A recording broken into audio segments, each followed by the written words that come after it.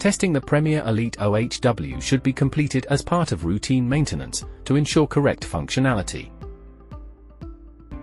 The test button on the detector can be used to test the device's local sounder. This will not report an activation to the control panel.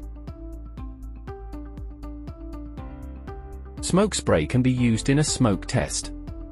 Gently blow smoke through the detector until it triggers the control panel. If a detector fails any of these tests, the detector should be cleaned to ensure functionality.